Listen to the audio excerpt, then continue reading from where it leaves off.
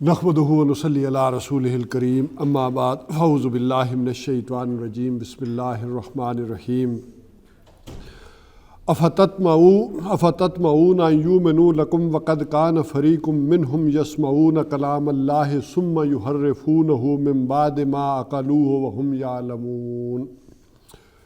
صدق اللہ العظیم۔ رب اشرح لی صدری ویسر لی امری واحلل عقدۃ من لسانی یفقہوا قولی، آمین یا رب العالمین۔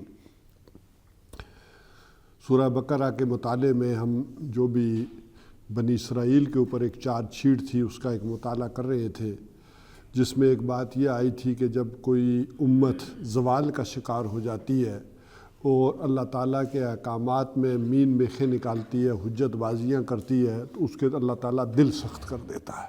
یعنی یہ بہت بڑی سزا ہے کہ اللہ تعالیٰ دلوں کو سخت کر دے، اور وہ دل سخت ہونے کا معاملہ تھا کہ وہ پتھروں سے بھی سخت اللہ نے کہا کہ ہو جاتے ہیں۔ اب اس کے بعد اس کی کچھ وجوہات بیان ہو رہی ہیں۔ افتطمعون ان یؤمنوا لکم، یہ مسلمانوں سے خطاب ہو رہا ہے۔ افتطمعون، کیا تمہیں اس بات کی آرزو ہے، تمنا ہے، یعنی یہ ایک توقع کرتے ہو تم، ان یؤمنوا لکم، کہ یہ تمہارے اوپر ایمان لے آئیں گے؟ مطلب لفظی ترجمہ تو یہ ہو جائے گا، لیکن مسلمانوں پر ایمان لانا تو کوئی بات نہیں ہے۔ یؤمنوا لکم کہ یہاں ایمان بھی لام کے صلے کے ساتھ آیا ہے، با کے ساتھ نہیں، یعنی تمہاری بات مان لیں گے۔ اے مسلمانوں، تمہیں یہ تمہاری یہ خواہش ہے، آرزو ہے کہ یہ تمہاری بات مان لیں گے، اس کے اوپر یقین کر لیں گے۔ وَقَدْ كَانَ فَرِيقٌ مِّنْهُمْ، حالانکہ ان میں سے ایک گروہ، یسمعون کلام اللہ، اللہ کے کلام کو سنتا رہا ہے، ثم یحرفونہ، پھر اس میں تعریف کرتا رہا ہے، من بعد ما عقلوہ، اس کو سمجھنے کے بعد، وہم یعلمون، اور جانتے بوجھتے، یعنی جو بات اللہ کی طرف سے کہی جا رہی تھی اس کو وہ سمجھ بھی رہے تھے، اور جو تبدیلی کر رہے تھے وہ بھی سمجھ رہے تھے، اس کو بھی جان بوجھ کر رہے تھے۔ یہ نہیں تھا کہ غلط فہمی میں ہوگی۔ اب اس بات کو سمجھیں، ایک تھا مشرکین عرب کا معاملہ، ان کا ایمان لانا ذرا مشکل تھا۔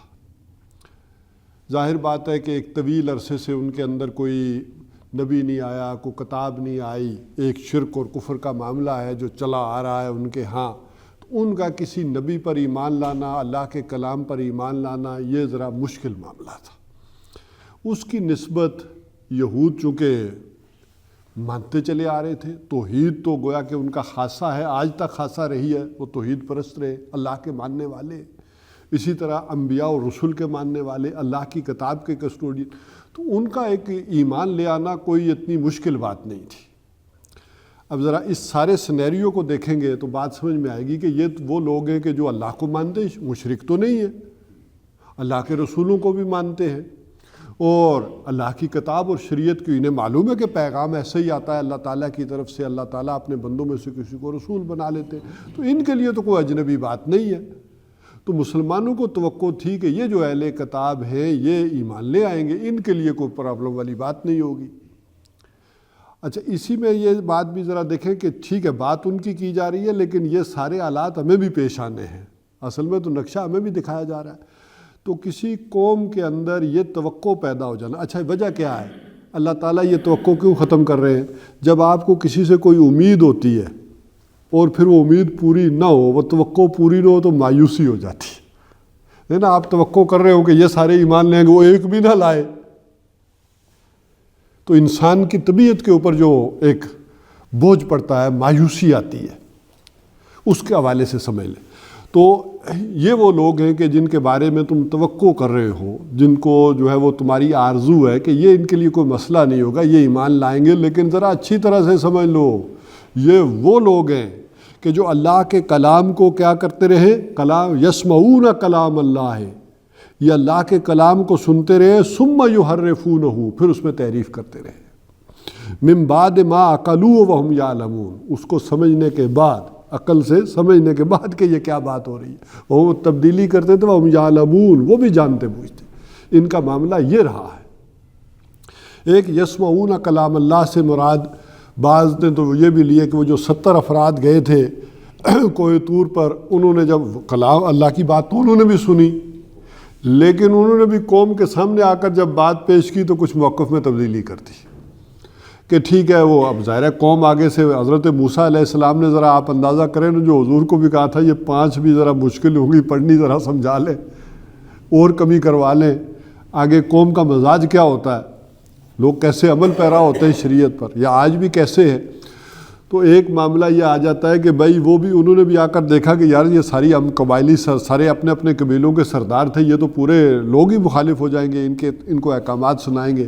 تو انہوں نے کہا نہیں اللہ نے یہ احکامات تو دیے ہیں، لیکن اگر تمہاری ہمت سے باہر ہو تو پھر بے شک نہ کرنا، یعنی چھوٹ دینے کا آغاز انہوں نے وہیں سے کر دیا۔ تو کوئی کسی قدر اللہ تعالیٰ کے ان احکامات کو تھوڑا سا نرمی کے ساتھ بھی ایک رائے ہے بہرحال، لیکن ایک یہ کہ نہیں اللہ تعالیٰ کے کلام کو سننا، بہرحال ہم بھی سنی مسلمان ہیں، ہم نے بھی اللہ کے کلام کو کس سے سنا؟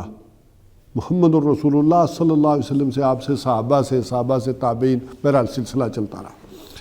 تو اللہ کے کلام کو سننے کے بعد یہ اس کے اندر تحریف کرتے رہے، یعنی اس میں تبدیلی کرتے رہے۔ اب یہ تحریف کئی طرح سے ہوتی تھی، ایک جیسے میں نے عرض کیا تھا ایک دفعہ کہ ایک تحریف یہ ہے کہ پنکچویشن کو آگے پیچھے کر دینا، جیسے فل سٹاپ ہے روکو مت جانے دو، فل سٹاپ یہ نا روکو مت جانے دو، اسی فل سٹاپ کو ہٹا کے آخر میں لگا دیں روکو مت جانے دو، تو مفہوم پورا بالکل الٹ ہو جائے گا۔ تو ایک تو اس تبدیلی کی وجہ سے بھی آ جاتی ہیں تبدیلیاں۔ اچھا ایک ہے الفاظ کے اندر تحریف، یہ بھی کرتے تھے۔ الفاظ کے اندر تحریف کیا؟ جیسے ہم پڑھ آئے تھے رائنا کو رائنا کہہ دینا، اسی طرح مکہ کو مروہ کو یہ انہوں نے تبدیلیاں کی کہ اصل قربان کا تو مروہ ہے نا، جہاں پر وہ صفا اور مروہ، جہاں حضرت اسماعیل علیہ السلام کو حضرت ابراہیم نے جو ہے وہ کوشش کی ہے ذبح کرنے کی، قربانی دینے کی، تو یہ مروہ ہے، اصل میں قربان گاہ ہے وہ مروہ، وہ پہاڑی ٹیکری ہے۔ اور اسی مروہ کو کہ یہ قربان گاہ اصل میں انہوں نے جا کے کہا یہ مروہ نہیں مروہ ہے، اور یہ وہاں پر ہے، یہ فلسطین کے اندر ہے، انہوں نے حضرت اسحاق علیہ السلام کو ذبیح اللہ ثابت کرنے کے لیے پھر وہ مروہ وہاں بنا دی۔ اسی لیے مکہ، چونکہ اس کا نام ایک چونکہ قرآن حکیم میں بکہ بھی آیا ہے، کیونکہ عبرانی زبان میں مکہ کو بکہ کہا جاتا ہے، تو اس اعتبار سے بھی انہوں نے وادی بقا یا وہ جا کر وہاں قائم کرنے کی کوشش کی کہ اس کے اندر ہو۔ جیسے آپ کہہ لیں غلام احمد قادیانی نے جو باتیں کی، طرح طرح کی کہ حضرت عیسیٰ علیہ السلام جو آئے ہیں کشمیر میں گزرے، وہاں ایک پہاڑ میں رہے، گزرتے ہوئے یہ جو مری ہے، میری ہے ٹھیک ہے نا، یہ میری ہے، اصل میں یہ حضرت مریم یہاں مدفون ہے، یہاں فوت ہو گئی تھی تو یہیں دفن کر دیا حضرت مریم کو۔ تو اسی سے یہ مری کے لوگ پہاڑی تھے، انہیں ذرا سمجھ نہیں آئی، انہیں مری مری کہنا شروع کر دیا، اصل میں یہ میری ہے ٹھیک ہے کہ نہیں۔ تو اس اعتبار سے اس طرح کی تبدیلیاں الفاظ میں، ظاہر ہے جو انہوں نے کی ہے حضور نے فرمایا تھا وہ ہم بھی ویسی تبدیلیاں کریں گے۔ تو ایک ہے یہ الفاظ کے اندر تبدیلی، اور ایک ہے مفہوم کے اندر، تعویل کے اندر تبدیلیاں کرنا۔ تو ایک اس طرح کی تعریفیں بھی انہوں نے کی ہیں، اور یہ ایسے نہیں من بعد ما عقلوہ وہم یعلمون، سوچ سمجھ کر کی ہے، سمجھنے کے باوجود کہ یہ ہم تبدیلی کر رہے ہیں، اللہ تعالیٰ کا مفہوم یہ ہے اور ہم یہ کر رہے ہیں من بعد ما عقلوہ۔ تو ان سے تم ایک توقع رکھتے ہو کہ یہ ایمان لے آئیں گے، ان کا معاملہ تو یہ ہے کہ اللہ کے کلام کے ساتھ کھیل جاتے رہے ہیں۔ اور اس میں ایک اور بات بھی سمجھ لے کہ یہ جن لوگوں کو بھی دین کا کام کرنا ہے امت کے زوال کے اندر، بگڑی ہوئی امت کے اندر، تو بہرحال انہیں پھر بڑے صبر کی ضرورت ہوگی، بڑے صبر کے ساتھ کام کریں گے۔ اگر صبر والا معاملہ نہیں ہوگا تو جلد مایوس ہو جائیں گے۔ اور اسی کیفیت کا اندازہ کسی قدر مجھے لگتا ہے کہ مولانا ابوالکلام آزاد پر بھی ہوا ہے۔ انہوں نے جس زور و شور سے اللہ کے دین کی دعوت کو اٹھایا، آپ حیران ہوں گے کہ 1912 سے لے کر 20 تک جس انداز میں انہوں نے دین کی دعوت لے کر وہ جو ہے نکلے ہیں اور پھر جو ہے وہ اس کو پیش کیا ہے۔ بہرحال نام تو احمد المالکی تھا، لیکن نام ان کا اس وجہ سے پڑ گیا کہ وہ بات کرنے میں اور لکھنے میں ابوالکلام کہلائے ہندوستان کے اندر، یہی ان کا نام مشہور ہو گیا۔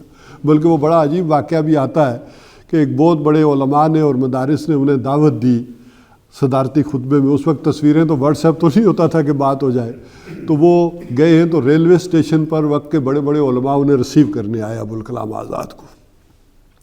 جب ریسیو کرنے آئے تو یہ اترے ہیں، تو انہوں نے پھر ان سے پوچھا کہ آپ کے ابا جی نہیں آئے، انہوں نے آپ کو بھیج دیا ہے تو وہ لوگ یہی سمجھے علماء کہ یہ شاید ابوالکلام نے اپنے بیٹے کو بھیجا۔ اس وقت عمر ان کی کوئی 23-24 برس یا 18 برس تھی غالباً۔ اس وقت 18 برس کی عمر میں یہ اس نام سے یعنی ہندوستان کی سرزمین پر مشہور ہو چکے تھے۔ بڑے ذہین آدمی، بڑے عبقری ذہن کے آدمی۔ تو انہوں نے بھی جب ٹریڈیشنل علماء کی مخالفت دیکھی، وہ مخالفت تو اپنی تھی لیکن وہ مخالفت پڑ گئی ان پر، چونکہ شیخ الہند نے اپنی وفات سے پہلے چونکہ یہ بات کہی تھی، اس وقت پورے ہندوستان کے ایک شیخ کہلاتے تھے، یعنی بریلوی ہوں، دیوبندی ہوں، بدایونی ہوں، فرنگی ماہلی ہوں، لکھنوی ہوں، سارے ان کے علماء ان کی قیادت میں اکٹھے تھے۔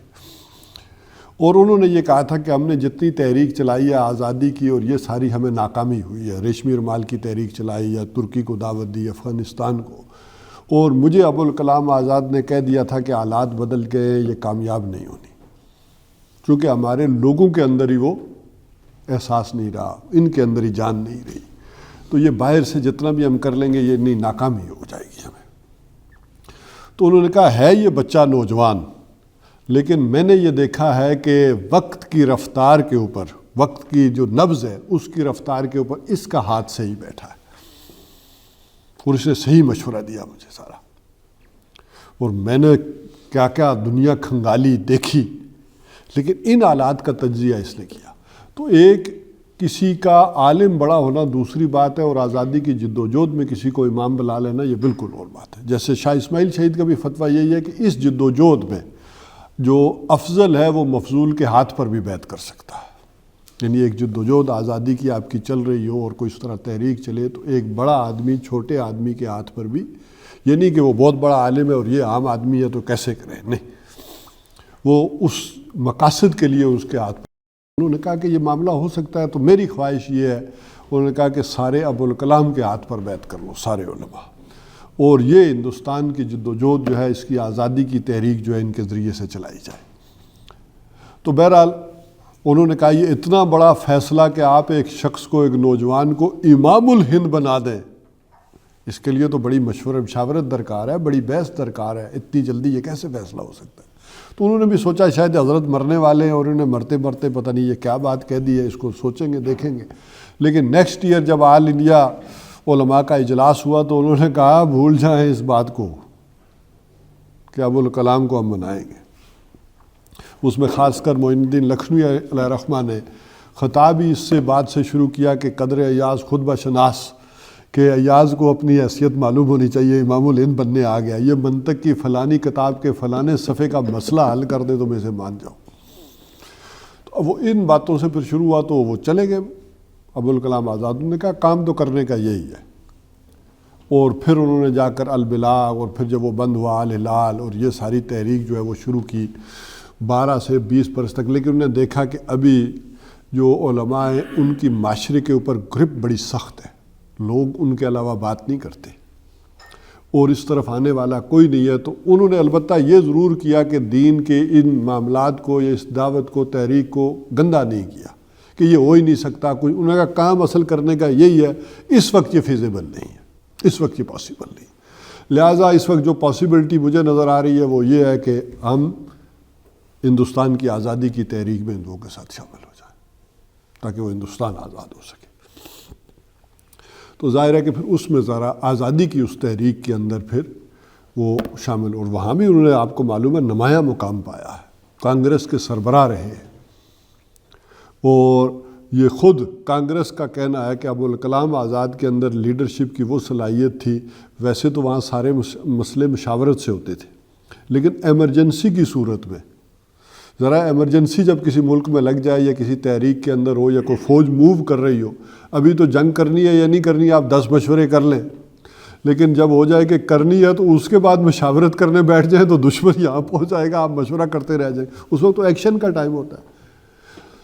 تو کانگریس میں جب ایمرجنسی لگتی تھی تو ابوالکلام آزاد کے پاس سارا اختیار ہوتا تھا ڈیسیژن کا، یہ جو کہیں گے وہ ہوگا، یعنی اس قدر شخصیت ہو رہی ہے۔ اور آپ کو معلوم ہے کہ وہ ہندوستان آزاد ہونے کے بعد بھی انہیں جو آفر آئی تھی وہ صدر کی تھی کہ ہندوستان کے پہلے صدر ابوالکلام کو بنایا جائے، لیکن انہوں نے کہا کہ نہیں، صدر تو محض ایک ربڑ سٹیمپ کا عہدہ ہے، اس میں کیا میں کروں گا رہ کے۔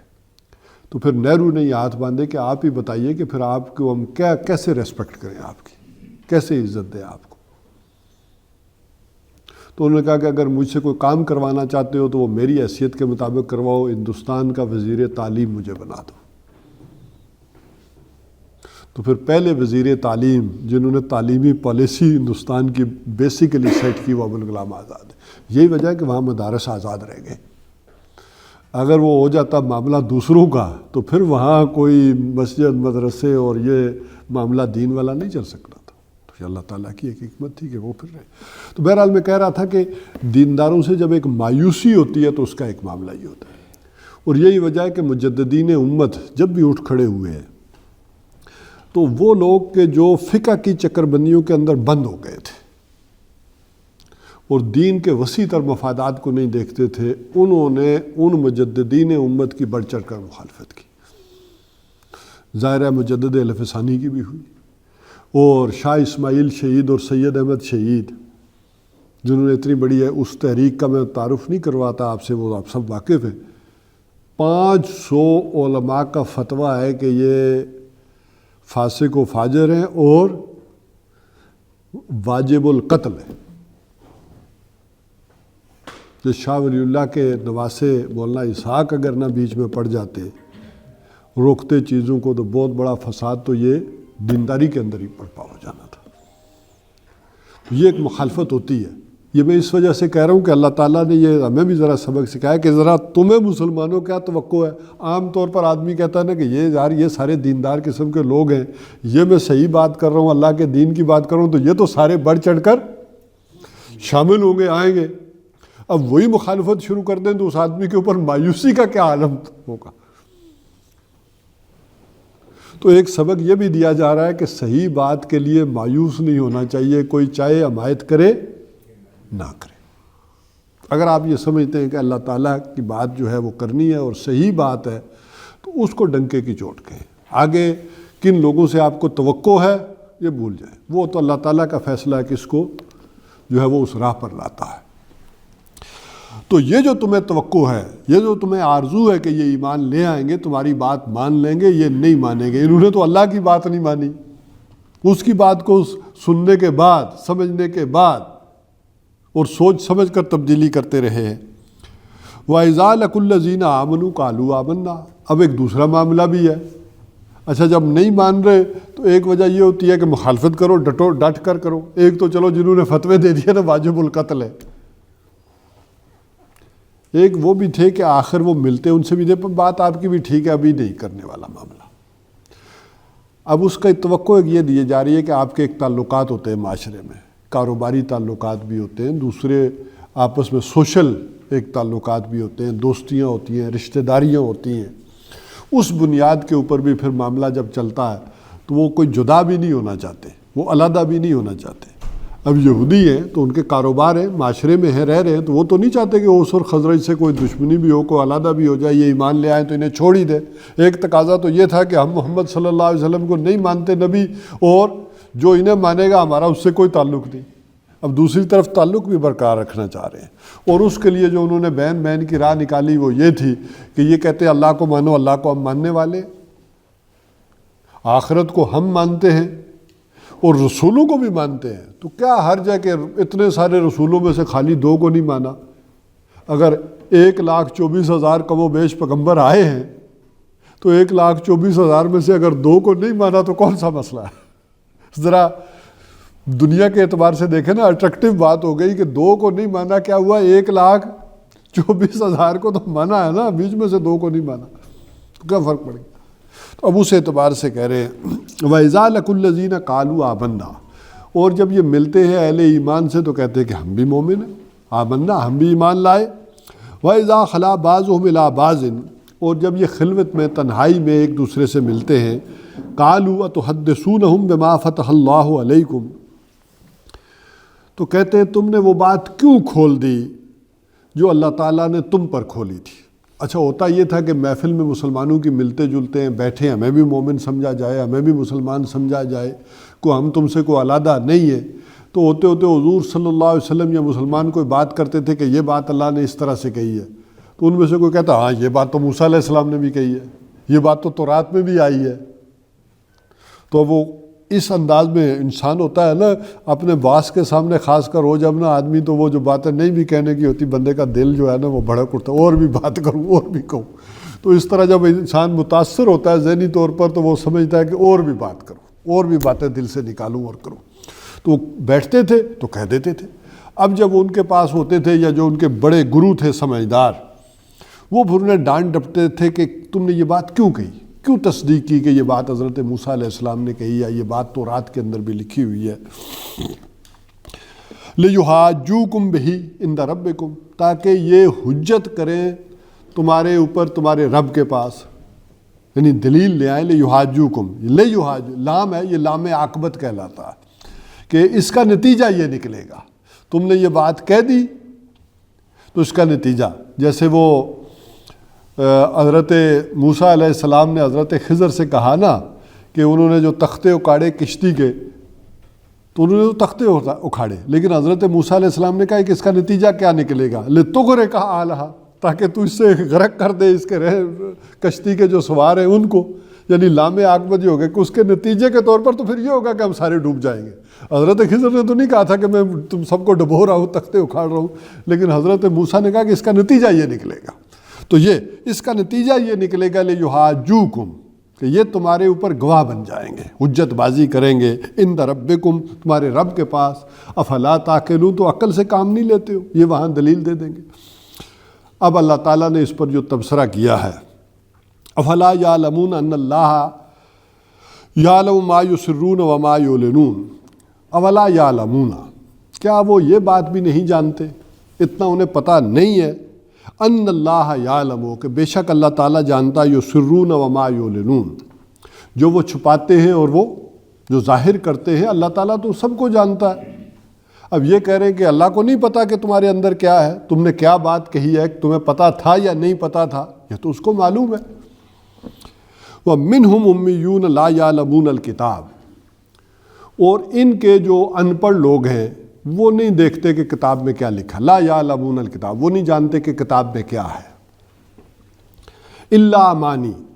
اچھا اس بات کو بھی سمجھ لیں، وَمِنْهُمْ أُمِّيُّونَ لَا يَعْلَمُونَ الْكِتَابَ، اس کو ان کے جو ان پڑھ، یا یوں کہیں کہ ان کے عوام الناس نہیں جانتے تھے کہ یہ بھی اصل میں بات کیا ہو رہی ہے۔ ذرا اس سارے کنٹیکسٹ میں دیکھیں تو یہ جو پہلی بات کی جا رہی تھی کہ وہ لوگ جو اللہ کے کلام کو سنتے ہیں، ثم یحرفونہ من بعد ما عقلوہ وہم یعلمون، یہ ان کے پڑھے لکھے لوگوں کی، علماء کی بات ہو رہی ہے۔ جہاں تک ان کے عوام کا تعلق ہے ان کا معاملہ اور ہے، لیکن کوئی شے جب کسی علماء کے اندر آتی ہے، بڑوں لیڈرشپ کے اندر آتی ہے، تو عوام الناس میں اسی طرح چھا جاتی ہے۔ جو کہ حضور صلی اللہ علیہ وسلم نے بھی فرمایا نا کہ عوام الناس کس دین پر ہوتے ہیں، علی دین ملوکہم، اپنے بادشاہوں کے دین کے اوپر ہوتے ہیں، ان کے اوپر چلتے ہیں۔ تو جو بڑوں میں لیڈرشپ میں جو چیزیں ہوتی ہیں وہی پھر عوام الناس میں بھی آ جاتی ہیں۔ تو ایک اعتبار سے تو یہ ہے کہ لا یعلمون الکتاب، وہ تو نہیں جانتے کتاب میں کیا لکھا ہے۔ جیسے میں نے کہا آج بھی اس کو اپلائی کریں تو یہی عوام کی اکثریت نہیں جانتی کتاب میں کیا لکھا ہے۔ تو امی کے ویسے تو لفظی معنی ہے ان پڑھ، اسی سے نبی الامی، یا یہ بات جو ہے وہ پورے مکہ والوں کے لیے بھی کہی گئی ہے۔ ربنا وابعث فیہم رسولا منہم یتلو علیہم آیاتہ ویعلمہم الکتاب والحکمہ، اور اسی میں کہا گیا کہ وہ امیین میں ایک رسول بھیجا۔ تو امی ایک اعتبار سے مکہ والوں کو بھی کہا گیا کہ یہ بھی ان پڑھ، یعنی ان پڑھ کن معنوں میں کہ کوئی فارمل ایجوکیشن حاصل نہیں کی۔ مکہ میں بھی گنتی کے چند پڑھے لکھے لوگ تھے نا، باقی کسی کو اللہ تعالیٰ عقل دے دے، فہم دے دے، دانائی دے دے، وہ بالکل دوسری بات ہے۔ تو وہ ایک ہوتا ہے علم لدنی، یعنی یہاں امیونس کے مقابلے میں بات آ جائے گی کہ یہ جو فارمل ایجوکیشن ہے یہ انہوں نے کوئی حاصل نہیں ہے۔ ویسے تو محمد الرسول اللہ صلی اللہ علیہ وسلم کو قرآن حکیم کہتا ہے وَعَلَّمَهُ شَدِيدُ الْقُوَىٰ، اس کو تو سکھایا ہے اس بڑی قوت والے نے۔ یعنی حضور صلی اللہ علیہ وسلم کو بھی اللہ تعالیٰ کے حکم سے جو حضرت جبریل کے ذریعے تعلیم دی گئی، پھر بعض روایات میں آتا ہے حضرت اسرافیل علیہ السلام نے بھی آپ کو جو بھی علوم نبوت تھے 2.5 برس تک وہ دیے ہیں اللہ کے حکم سے. تو ایک وہ پڑھا لکھا ہونا وہ دوسری بات ہے، یہاں دنیاوی اعتبار سے بات کی جا رہی ہے. تو ایک یہ کتاب یعنی امی کا لفظ جو مکہ والوں کے لیے بھی آیا، یعنی اہل کتاب کے مقابلے میں آیا کہ ان کے پاس بہرحال کتاب ہے، شریعت ہے، دین ہے، وہ سارا اس پر چل رہے، اس کے مقابلے میں دوسرے لوگ سارے کیا ہے؟ امی ہیں. اور ایک یہ معاملہ آیا ہے یہ امی کا لفظ اہل کتاب کے بھی ان پڑھ لوگوں کے بارے میں، اور یہاں بھی اسی طرح سے سمجھ لیں اس عوام الناس کے بارے میں. جیسے میں نے کہا کہ یہاں بھی لوگوں کے پاس ایک اعتبار سے دینی اعتبار سے کہیں گے تو ان پڑھ سارے ہیں، پی ایچ ڈی ہوں گے، ڈگریاں ہوں گی، لیکن دینی اعتبار سے ان پڑھ لوگ ہیں سارے. کیوں؟ ان کا دینی جو بھی علم ہے وہ محدود ہے کوئی جمعے کے وعظ سے سنی سنائی باتوں پر، خود سے کوئی مطالعہ ہو یہ نہیں ہے. کوئی تقریریں سن لی، کوئی گفتگو سن لی، کوئی آباء و اجداد سے کوئی روایات ہیں وہ چل رہی ہیں، ان سنی سنائی باتوں پر جو ہے وہ رہتا ہے معاملہ. تو اسی طرح ان کے عوام الناس میں بھی یہ معاملہ یہ تھا کہ وہ نہیں جانتے تھے کہ تورات میں کیا لکھا ہے، انجیل میں کیا لکھا ہے. الا امانی، مگر یہ کہ ان کی کچھ خواہشیں تھیں اس کے اوپر زندگی گزارتے تھے. امانی یہ منی سے سمجھ لیں، اسی سے یہ لفظ نکلا ہے. جیسے ہر جاندار کی منی کے ایک قطرے کے اندر پورا جاندار موجود ہوتا ہے، جیسے ایک بیج کے اندر پوری شے، اسی طرح اس امانی کے اندر بھی پورا زندگی کا ایک تصور ہوتا ہے. وہ غلط آرزو ہو، غلط خواہش ہو، بخشے بخشائے ہیں، تو وہ پورا زندگی کا ایک تصور اس کے اندر ہے جس کے اندر وہ چل رہے ہوتے، باقی انہیں نہیں پتہ کہ کتاب میں کیا لکھا. وَإِنْهُمْ إِلَّا يَظُنُّونَ، اور نہیں ہے مگر وہ کچھ ان کے من گھڑ خیالات، ظن گمان، کچھ ایسے ہی توقعات ہیں جن کے سہارے وہ زندگی گزار رہے ہیں. اور اب آگے بات آ گئی فَوَيْلُ لِلَّذِينَ يَكْتُبُونَ الْكِتَابَ، تو ہلاکت اور بربادی ہے ان لوگوں کے لیے کہ جنہوں نے کتاب کو لکھا بے ایدیہم، اپنے ہاتھوں سے. وہ لوگ کہ جنہوں نے ہلاکت ہے، بربادی ہے جنہوں نے کتاب کو اپنے ہاتھوں سے لکھا. اب یہاں کتاب سے مراد کیا ہے؟ اگر اس کتاب سے مراد یہاں تورات ہے تو اس کو تو حضور صلی اللہ علیہ وسلم نے ڈینائی نہیں کیا اپنے زمانے کے، حد تک کہ تورات جو ہے وہ اللہ کی کتاب ہی نہیں ہے، یہ ساری کوئی یہودیوں نے لکھی ہے، ایسا معاملہ تو نہیں. ہاں اس میں وہ والی بات آ جاتی ہے جو ابھی ہم پڑھ آئے تھے کہ اس کے اندر تعریف کرتی ہو، اس کے اندر اپنی چیزیں ایڈ کرتی ہو. البتہ امین احسن اصلاحی صاحب وغیرہ نے لکھا ہے کہ یہاں اصلاً کتاب سے مراد تالمود ہے. تالمود کے معنی ہی ہوتے ہیں لکھنا، سمجھنا، پڑھنا. تالمود جو ان کی فقہ کی اصل میں کتاب ہے جس میں انہوں نے پورے قوانین درج کیے ہیں زندگی گزارنے کے دین کے. تو اس اعتبار سے کہا گیا کہ یہ جو کتاب انہوں نے لکھی ہے یہ ہلاکت اور بربادی ہے ان کے لیے جنہوں نے یہ سارا قانون مرتب جو ہے وہ کیا ہے اس انداز میں. ظاہر ہے اس میں ہیلے بانے کیسے بچنا ہے، ہم ہی جو ہے وہ چوزن پیپل ہے، باقی دنیا کے کوئی لوگ ہے نہیں ہیں. باقی دنیا کے لوگوں سے سود کا، کسی بنی اسرائیلی کا آپس میں، اصل میں جب اللہ کہہ رہا ہے کہ سود حرام ہے تو یہ کسی بنی اسرائیلی کا آپس میں لین دین حرام ہے. کسی غیر بنی اسرائیل سے لین دین کرنا کوئی حرام نہیں ہے. اسی طرح وہ جو بات کہی گئی کہ امیین کے بارے میں تو ہم سے پوچھا ہی نہیں جائے گا، جیسے کسی جانور کے بارے میں ذبح کر دیا ہے تو کوئی نہیں پوچھ سکتا، اسی طرح ہم ان سارے باقی لوگوں کو مار دیں، ختم کر دیں تو اللہ تعالیٰ ہم سے نہیں پوچھے گا کہ کیوں کر دیا. جیسے وہ کسی سے نہیں حساب کتاب لے گا کہ تم نے بیل کو کیوں ذبح کر دیا، تو اللہ تعالیٰ ہم سے کیوں پوچھے گا کہ یہ باقی انسانوں، جب اصل انسان ہی ہم ہیں. تو یہ ساری جو انہوں نے قانون ترتیب دیا ہے یہ بعد میں اور یہ ہوتا ہے. یہ دیکھیں امتوں کے اندر جو آگے بڑھتے ہیں تو یہ چیزیں رہ جاتی ہیں، پھر قانون کی شکل رہ جاتی ہے. اس کو ایسے سمجھ لیں کہ اس جزیرہ نما کے اندر یا جزیرہ نمائے عرب کے اندر جب حضور صلی اللہ علیہ وسلم اسلام لے کر آئے ہیں تو اس اسلام سے تو ہم فیضیاب نہیں ہو سکے بر عظیم پاک و ہند والے. میں بر صغیر نہیں کہہ رہا، بر صغیر کے معنی ہوتے ہیں خشکی کا چھوٹا ٹکڑا، ٹھیک ہے. تو سب کنٹیننٹ کے اصل معنی ہیں بر عظیم، یعنی کنٹیننٹ سے تھوڑا چھوٹا. تو بالکل بر صغیر کہیں گے تو وہ تو کوئی سری لنکا کا ٹکڑا بنے گا. تو یہ بر عظیم پاک و ہند ہے کہ جس پورا ایک کنٹیننٹ جتنی وسعت ہے جگہ ہے. تو یہ ترجمہ جو ہے وہ کر دیا جاتا ہے بر صغیر، تو یہ وہ ٹھیک نہیں ہے، بر عظیم.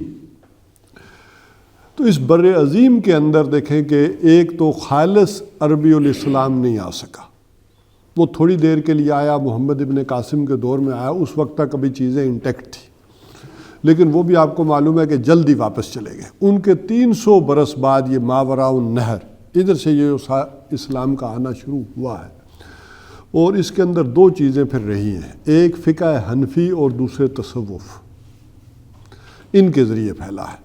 ابتداً تو ہندوستان کے اندر حدیث کا بھی کوئی پودا نہیں ملتا، حدیث بھی جو ہے وہ یہاں نہیں آئی، بلکہ یہ دو چیزیں ہی رہی ہیں خالص حنفی الاسلام۔ اس کی وجہ یہ سمجھ لیں کہ جوں اسلام، جیسے میں نے وہ پکتال کی بات بھی آپ سے کی تھی کہ جو قومیں آگے بڑھتی ہیں تو اصل شے پیچھے چلتی چلی جاتی ہے۔ اب چونکہ مسلمانوں کی حکمرانی کا دور آ گیا تو اب اصل اہمیت قانون کی رہ گئی، ایمان کی نہیں رہ گئی، ان حقائق کی نہیں رہ گئی۔ اب کس چیز سے انسان دائرہ اسلام سے باہر جاتا ہے، کیا حلال ہے، کیا حرام ہے، کیا جائز ہے، کیا ناجائز ہے، اب پھر ملکی سطح پر تو اس سے بحث ہوتی ہے، ایمانی سطح پر بحث نہیں ہوتی۔ تو یہی چیزیں چلتی رہی ہیں پھر یہاں پر اس انداز میں، تو ایک قانون پھر مرتب ہو جاتا ہے۔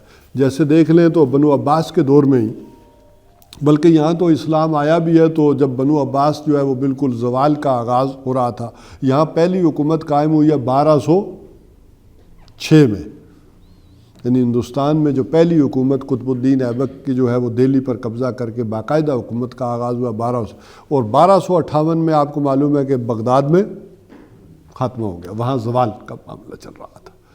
تو دو یہ چیزیں پھر جو ہے وہ ہندوستان کے اندر یہ چلیں، اور پھر قانونی کا معاملہ خود بنو عباس کے دور میں جب کتاب الخراج، امام ابو یوسف نے کتاب الخراج جب مرتب کر دی تو اس کا مطلب یہ تھا کہ قانون اب اس پر چلے گا، حکومت اب اس کے تحت فیصلے ہوں گے اور اس کا معاملہ چلے گا۔ تو اس میں بھی سمجھ لیں کہ چونکہ اگرچہ اسلامی قانون کے مستقل ماخذ 4 ہی گنے جاتے ہیں، قرآن، سنت، اجماع اور قیاس یا اجتہاد، یہ ہے کہ یہ سورسز ہیں لا کی، اس میں سے بھی اصل سورس پھر آخری ہو جاتی ہیں کہ قرآن حکیم میں سے بھی استنباط کر کے وہ جو قانون کی آیات ہے، ظاہر ہے 6500 سے اوپر آیات ہیں، ان میں سے 500-600 قانون کے متعلق ہے، وہ نکال لیا آپ نے تو قرآن حکیم کا بھی بیشتر حصہ چلا گیا، حدیث کا بھی ایک بڑا حصہ نکل گیا، اور ہوتے ہوتے پھر جو وہ اصول اور قانون بن گیا تو اصل پھر وہ اس قانون کے اوپر پھر نظام اور حکومت چلتی ہے۔ تو اسی طرح پھر یہودیوں نے بھی یہ کیا کہ انہوں نے اصل چیز کو چھوڑ دیا، اور پھر قانون کی جو کتاب انہوں نے بنائی، اصل کتاب پھر ان کے پاس وہ قرار پائی ہے جس پر وہ چل رہے ہیں۔ تو اب یہ بات آ گئی کہ فویل للذین یکتبون الکتاب کتاب بایدیہم، تو ہلاکت ہے، بربادی ہے ان کے لیے جنہوں نے کتاب کو لکھا اپنے ہاتھوں سے، یا تحریف کے زمرے میں یا اس کتاب کے بارے میں، جیسے ایک رائے آ گئی۔ ثم یقولون ھذا من عند اللہ، پھر یہ کہتے ہیں کہ یہ اللہ کی طرف سے ہے، لیشتروا بہ ثمنا قلیلا، تاکہ اس کے عوض لے لیں تھوڑا فائدہ، ثمن قلیل لے لیں، تھوڑا فائدہ جو ہے اس کے عوض حاصل کر لیں، اس لیے یہ انہوں نے سارا لکھا اور کیا۔ اور یہ ہوتا ہے فتویٰ فروشی، کوئی بڑا آدمی ہے تو اس کے لیے کوئی آپ گنجائش نکالنا، فتویٰ دینا، یہ ایک معمول بھی رہا ہے۔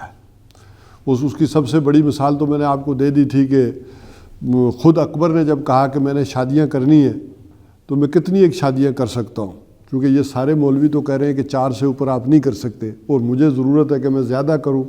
اس کی ضرورت سیاسی اعتبار سے تھی، مختلف خاندانوں سے اور چیزوں سے کر کے یہ کروں تو اس کے لیے کیا ہوگا، تو اس میں سے ایک نے نکال لیا کہ یہ اصل میں انہوں نے غلط ترجمہ کیا ہے، 2 2 3 3 4 4، اصل میں یہ تو 9 بنتی ہیں، ٹھیک ہے کہ نہیں؟ تو یہ 9 بنتی ہیں، آپ 9 کر سکتے ہیں، یہ 4 انہوں نے خام کا، جب اللہ خود کہہ رہا ہے 2 2 3 3 4 4 تو یہ 9 بنتی ہیں۔ تو دوسرے صاحب تھے، انہوں نے کہا نہیں، انہوں نے بھی غلط ترجمہ کر دیا ہے، یہ دیکھیں 2 2 2 دفعہ آیا ہے، 3 3، ہاں یہ آپ کوئی جو ہے 18 ایک کر سکتے ہیں، 16 کہ آپ یہ کر سکتے ہیں۔ بہرحال وہ آپ کو کرنی ہو تو انہی سے پوچھا جا سکتا ہے، ٹھیک ہے؟ تو وہ پھر جو ہے نا انہوں نے کہا آپ اتنی کر سکتے ہیں، تو انہوں نے کہا ہاں یہ بات ٹھیک ہے، ٹھیک ہے۔ تو اب وہ دلیل لے آئے، دلیل بھی کہاں سے؟ قرآن حکیم سے۔ تو وہ 8 کی بھی لے آئے، 9 کی بھی لے آئے، 16 کی بھی لے آئے، تو وہیں سے دلیل نکالی اور وہ کر لی۔ تو اس حوالے سے کہ جو ان کے ہاتھوں نے لکھا، ثم یقولون ھذا من عند اللہ، اور یہ اللہ کی طرف سے ہے، تاکہ اس کے ذریعے سے لے لیں تھوڑا فائدہ۔ فویل لہم مما اکتسبت، تو ہلاکت ہے، بربادی ہے ان کے لیے جو کچھ ان کے ہاتھوں نے کمائی کی، مما کسبت، جو اس کے ذریعے انہوں نے ثمن قلیل حاصل کیا، جو فائدہ حاصل کیا، وہ ان کے لیے ہلاکت اور بربادی ہے۔ ایدیہم وویل لہم مما یکسبون، اور ہلاکت ہے، بربادی ہے ان کے لیے جو انہوں نے کمائی کی، جو اس سے حاصل کیا۔ بلکہ دوبارہ پڑھ لیں، فویل لہم مما کتبت ایدیہم، تو ہلاکت ہے، بربادی ہے ان کے لیے جو کچھ کہ ان کے ہاتھوں نے لکھا، اس لکھے کے عوض، ان فتووں کے عوض ان کے لیے ہلاکت اور بربادی ہے۔ وویل لہم مما یکسبون، اور ہلاکت ہے، بربادی ہے ان کے لیے جو کچھ کہ انہوں نے کمائی کی۔ اب آجائیں، اسی کی تشریح چل رہی ہے۔ وہ جو امانی تھے ان میں سے ایک امانی یہ تھا، وَقَالُوا لَن تَمَسَّنَا النَّارُ إِلَّا أَيَّامًا مَّعْدُودَةً، اور انہوں نے کہا کہ ہمیں چھو بھی نہیں سکتی مگر گنتی کے چند دن، آگ چھو بھی نہیں سکتی۔ اول تو اللہ تعالیٰ ہمیں آگ میں ڈالے گا ہی نہیں۔ اب یہ بات ظاہر تورات میں کہیں نہیں لکھی ہوئی کہ تمہیں آگ چھو بھی نہیں سکتی مگر گنتی کے، یہ تالمود میں لکھا ہوا ہے۔ تالمود میں یہ لکھا ہے کہ اول کسی بنی اسرائیل کو آگ چھو ہی نہیں سکتی، اور اللہ تعالیٰ کے نظام عدل پر کوئی حرف آیا، کوئی لوگوں کا منہ ہی بند کرنا پڑ گیا، تو ہمیں ڈالے گا بھی تو گنتی کے چند دن۔ ان میں سے ان کا یہ بھی ہے کہ جتنے دن ہم نے بچھڑے کی پوجا کی تھی اتنے ڈالے گا، یا 7 دن سے اوپر نہیں ڈالے گا، یا بعض کے نزدیک 3، یہ اس پہ ان کی گروہ بندیاں، 3 دن سے اوپر نہیں ڈالے گا۔ بلکہ تالمود میں یہ مولانا عبد الماجد دریابادی نے لکھا ہے کہ انہوں نے اس کا حوالہ دیا ہے کہ ان آیت کے ذیل میں کہ حضرت ابراہیم علیہ السلام دوزخ کے دروازے پر کھڑے ہوں گے، اور وہ کسی بھی مختون اسرائیلی کو دوزخ میں نہیں جانے دیں گے، کیونکہ ختنہ ان کی سنت ہے۔ تو یعنی بنی اسرائیل میں سے جو بھی لوگ جنہوں نے ختنہ کیا ہوگا، مختون بنی اسرائیلی کو کسی کو بھی دوزخ میں نہیں جانے دیں گے، اسے سائڈ پہ کر کے جنت کی طرف بھیج دیں گے۔ اگر ادھر فرشتوں نے اللہ نے بھیج بھی دیا تو گویا حضرت ابراہیم علیہ السلام آگے کھڑے۔ تو اب اسی سے ابراہیم ایکارڈ کا معاملہ بھی سمجھ لینا چاہیے۔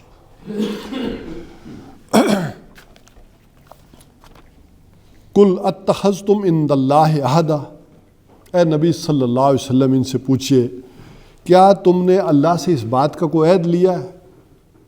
ہو جاتا ہے نا، قُلْ ہَاتُوا بُرْہَانَکُمْ، لاؤ نا، تورات میں کہاں لکھا ہے؟ یا انجیل کو بھی پڑھے تو پوری انجیل میں کہیں تثلیث کا عقیدہ ہے؟ پوری انجیل میں کہیں تثلیث کا عقیدہ نہیں ملے گا۔ اسی طرح لن تمسنا النار الا ایاما معدودہ، یہ بھی کہیں نہیں ملے گا، کہیں تثلیث بھی نہیں ملے۔ تو کہاں لکھا ہے تورات میں، کہاں انجیل میں یہ چیزیں لکھی؟ تو یہ ہے وہ تعریفیں اور باتیں جو انہوں نے کی۔ یا تورات کی وہ تعریف بھی میں نے آپ کے سامنے رکھی تھی کہ اللہ نے 6 دن میں زمین اور آسمان بنائے اور 7ویں دن اس نے آرام کیا، تھک گیا تھا۔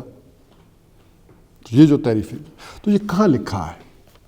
فَلَن يُخْلِفَ اللَّهُ عَهْدَهُ، تو کہاں اللہ نے یہ تم سے کوئی عہد لیا ہے کہ اس بارے میں کہ تمہیں نہیں آگ میں ڈالے گا؟ فَلَن يُخْلِفَ اللَّهُ عَهْدَهُ، تو اللہ تعالیٰ اپنے وعدے کے خلاف نہیں کرے گا، یہ کوئی وعدہ ہے۔ أَمْ تَقُولُونَ عَلَى اللَّهِ مَا لَا تَعْلَمُونَ، یا تم اللہ پر یوں ہی وہ بات کہتے ہو جو جانتے نہیں، ایسی باتیں جو ہے وہ من گھڑت کر رہے ہو۔ اب آئی اس سارے، یہ جیسے میں نے کہا تھا ان اگلے رکوعوں میں کیا ہوگا، ان واقعات اور چیزوں کو لے کر جو ان کے اندر علمی، فکری، عقیدے کی یہ نظریاتی جو گمراہیاں تھیں اس کو لیا گیا۔ اب اس کے بعد پھر ایک نہ ایک یونیورسل ٹروتھ، کوئی دائمی حقیقت بیان کر دی گئی، یہ ہمارا قانون ہے، یہ اسی طرح چلے گا، یہ کسی کے کوئی اس سے استثناء کسی قوم کو، کسی امت کو حاصل نہیں ہے۔ بلا من کسب سیئات، کیوں نہیں، جس کسی نے بھی کمایا کوئی ایک گناہ۔ اب اس ایک گناہ سے مراد مفسرین نے بڑی تفسیریں بھر دی ہیں، اس کا موقع نہیں ہے کہ اس وقت میں اتنی تفاصیل میں جاؤں۔ جس کسی نے بھی ایک گناہ کمایا، وَأَحَاطَتْ بِهِ خَطِیَّتُهُ، تو وہ ایک خطا بھی اس کا احاطہ کیے ہوئے ہے، یعنی وہ ایک گناہ بھی اس کا گھیراؤ کیے ہوئے ہے۔ اولئک اصحاب النار هم فیہا خالدون، تو یہ ہوں گے آگ والے اور اس میں رہیں گے ہمیشہ ہمیشہ کے لیے۔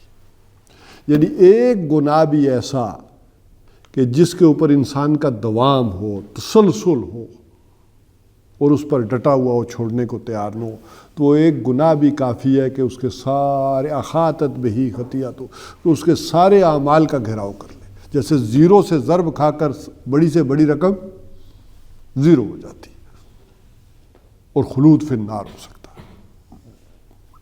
تو اس میں ایک بعض تو مباحث یہ آئے ہیں کہ بلا من کسب سیئۃً، اس سے مراد نکرہ کبھی کبھی ایک تخصیص کے لیے بھی آتا ہے کہ اس سے مراد کوئی بڑا گناہ، وہ گناہ کبیرہ مراد ہے یہاں پر۔ اسی سے مراد یہ لی گئی ہے